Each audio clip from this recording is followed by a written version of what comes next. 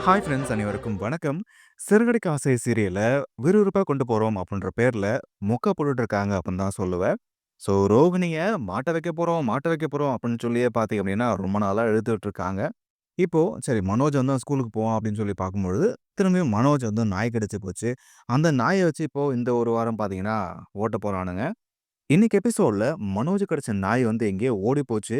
அது தெரியாம மனோஜ் பார்த்தீங்கன்னா, நாய் செத்து போச்சுன்னு ஒரு மாரி பதறுனான். இது ஒரு பக்கம் இருக்க, நம்ம அருண், நம்ம போலீஸ் அப்டின்ற அதப்புல வண்டியில ட்ரிபிள்ஸ் போன தொரத்திட்டு போயிட்டு, "ஏன்டா ட்ரிபிள்ஸ் போடுறீங்க? அது சின்ன வண்டி, ஏன் ஹெல்மெட் போடல?" அப்டின்னு சொல்லி கேட்க, அவனுங்க 3 பேரும் அருண போட்டு பொளந்து மண்டைய உடைச்சுட்டானுங்க. அப்போ அந்த வழியா வந்த முத்து தான் வந்து இவன காப்பாத்துறாரு.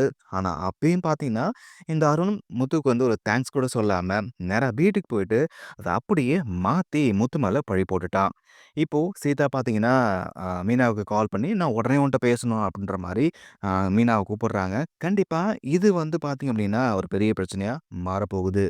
இன்னைக்கான எபிசோட்ல இவ்வளோ தான் நடந்துச்சு. ஒரு பக்கம் மனோஜ் அலப்பறைய குடுத்துட்டு இருக்கான். இங்க கிறிஷ் வந்து நான் ஸ்கூல் போமாட்டேன். உன் கூட தான் இருப்பேன்னு சொல்லி அடம் புடிச்சிட்டு இருக்காரு. முத்து மேல அபாண்டமா ஒரு பழி விழுந்திருக்கு. சிறுகதை காசை எப்படி போயிட்டு இருக்கு? உங்களோட கருத்துக்கள கமெண்ட்ல பதிவு பண்ணுங்க.